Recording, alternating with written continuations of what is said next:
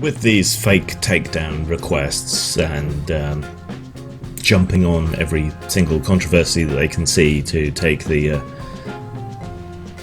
correct position from the point of orthodoxy, it does seem like the Swordsfall person is looking for attention, and might as well give it to them, since something that they've brought up is a topic I've wanted to cover for a while. You may have heard me complain about box ticking exercises when it comes to inclusion or diversity and so on. That's when it's just a kind of lazy way of Captain Planeting a show or a comic or whatever by just, well, let's throw a black guy in there because we need a black guy, not because it's good for the story or not because we envisioned the character that way. Let's just slam it in there. Or let's throw in an Asian woman, or let's have a bisexual person, or a gay person, or a person in a wheelchair, or a person with mental issues. It is like there is a checkbox. You must have one of each of these for the sake of diversity. This is patronising. It's insulting to people who are members of minorities.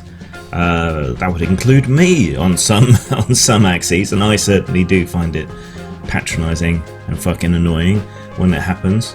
Well, and according to the white supremacists who come at me on my channel, I'm a half-breed black Jew, Polynesian, or something anyway, so apparently I look mixed race. I guess I've got a little bit of a tan now from walking every day, but Jesus. But yeah, Swordsfall has handily provided us with an actual checklist. Called Where's the BiPOC? A Guide for Game Developers. An actual checklist. And it gives me an opportunity to talk about why this is a bad thing.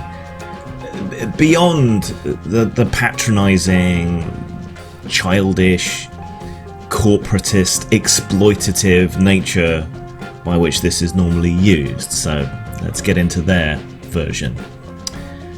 Box 1. My game is historically, contemporarily accurate in how it represents the diversity of the world. Now this is somewhat contradictory, because lots of games set in historical Europe are not going to be very diverse. You will have to bend over backwards, you will have to take rather controversial interpretations of history, you will have to take extremely rare edge cases as being common cases in order to wedge what these kind of people would consider proper diversity into your game. Yeah, and this is a semi-controversial topic when it comes to history, as well as games, as well as anything else. And when we're talking about contemporary diversity, a lot of the people who are expecting or demanding it are American, and America is a very diverse country compared to a lot of others. I mean, compare it to Poland or Estonia or Finland or even Britain. We're a pretty ethnically diverse country for a European country, and we have much less ethnic diversity than the US. I think the US is 77% white or something, but then that white includes people of Arabian and North African descent until very recently, whereas Britain is over 80% white and doesn't include that under white. It's something like that anyway. So historically accurate diversity often seems to not be what people like this want. They want a particular revisionist interpretation of history represented. And when it comes to diversity in the real world, similarly. And the other problem with this is that as a game designer, as a writer, as a filmmaker or whatever, you're supposedly now not allowed to write about experiences outside of your own. So you can't write a gay character if you're not gay, a black character if you're not black, or if you are going to, you have to get some kind of sensitivity reader or whatever to go over it and vet your work. It's just, it isn't practical.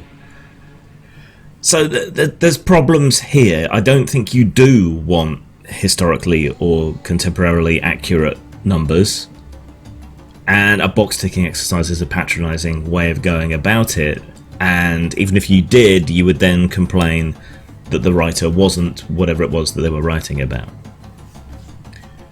Box 2. Players can choose to be BiPOC if they wish, though they put of they wish. Typo. I do them too, it's fine. Games don't generally dictate your sexuality or your colour unless it's particularly key to the background. If you're playing a game set in an authentic medieval Europe, right, you're unlikely to be out and gay, or you'd probably end up killed, right?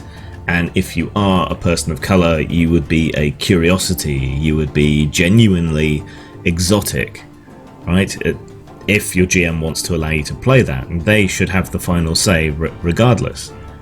As a designer, there is very little we can do about this. People will play the game however they want. You will play your revisionist history version where every second or third person has 12 genders or whatever else it might be, and someone else can take that same game and run it as a white supremacist wonderland, neither of which have anything to do with me as the game designer.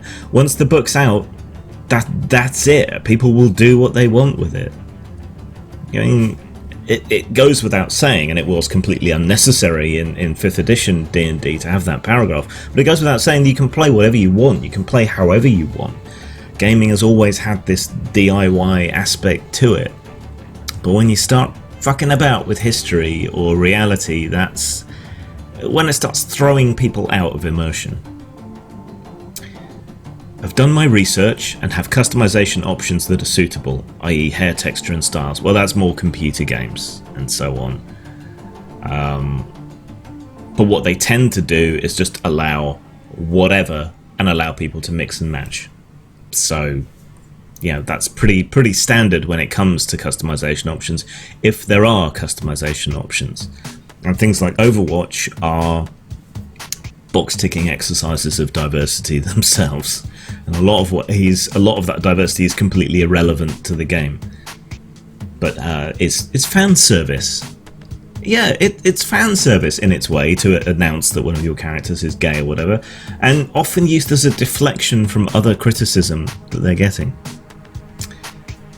The BiPOC in my game aren't just an enemy or a minion to kill. Again, I think this is more to do with computer games, but role-playing games as well, this can be a thing. You know, people of other races can be enemies. This is a trope in a lot of fantasy, that a particular race is evil, like orcs or whatever. This doesn't tend to be aimed at people of colour or whatever, though a lot of people seem to draw rather strained analogies between goblinoids and Africans for some reason. That seems rather racist to me. It's not something I ever really considered. But you also have to include these things as enemies, as minions, and so on. And talking about contemporary accuracy, if you're doing a first-person shooter in the Middle East, then they're all going to be people of colour, by and large. The enemies, aren't they? That's just the way it goes. Or if you're setting a game during the Crusades, then your enemies are going to be Moors and Arabs, right? It's just the nature of the thing, because they needn't just be that, which is the point here. So I'll give you that one. The BiPOC are either neutrally or positively represented. Okay, this is a problem. You can't get to equality via bias, right? And people of whatever sexuality, whatever gender, whatever race, can be evil, horrible fucks. And in no way should we shy away from representing them in such a way. Indeed, given the war-torn nature of the Middle East, of Africa, and so on, it's both easy and accurate to present a lot of these people as negative, or not even neutral. You know, when you look at something like the Lord's Resistance Army or Idi Amin or whoever, you know, there are genuine villains out there, and there's plenty of genuine villains who are gay or coloured or whatever else it might be. It's not equality to ignore that. So if you're specifically saying you can only neutrally or positively represent people, it's not equality, it's not accurate, and it's a huge hemming in on creativity, and it's cutting off a lot of people from representation across the board. I mean, Brits get represented as villains all the fucking time in American shows. I don't know why. Something about the arrogance and the history or whatever else, the accent just seems to lend itself to being a villain in American films. Why should I give a fuck? Some of the best characters are villains. Some of the best characters are negative characters. And they often come to Brits to play villains who aren't British, whether they're rogue Asgardians or whatever else. It's a good thing to be represented as a compelling villain. My game's representation of BiPOC had been vetted and approved by someone in that community. And then he ends with, if you can't tick all of these boxes, your game isn't done yet. Don't bother BiPOC asking how you can do better, do your own homework. There's sort of included the end statement there because there's this contradictory, right? You have to get your material vetted and approved, but don't bother asking people how you can do better.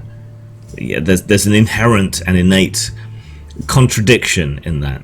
Yeah, I'm starting to wonder whether you're a Poe, to be honest. I can't speak to the computer game industry. I know they have a lot more money outside of the indie scene, and they do a lot of product testing and market testing and all that kind of thing. So when you object to material in a AAA title, it kind of seems fruitless to me in a way, because it's already been tested with the market it's aimed at, and they clearly accepted it, or the production wouldn't have gone ahead as it did, unless they ran out of money, of course. When it comes to tabletop gaming, look, unless you are Wizards and pretty much nobody else in this day and age, it's Wizards and then everyone else. There's a big drop-off, right? Unless you're them, and you've got a big, powerful, moneyed parent company, you simply don't have the resources or the time or the money to go around getting everything vetted by whoever and whatever might possibly perhaps be represented in it, right? Certainly down here at the indie level, you know, you can't do it. And even though I have friends who meet various minority statuses, I'm not going to bother them and harass them to get them to read through my material and check it. They trust me.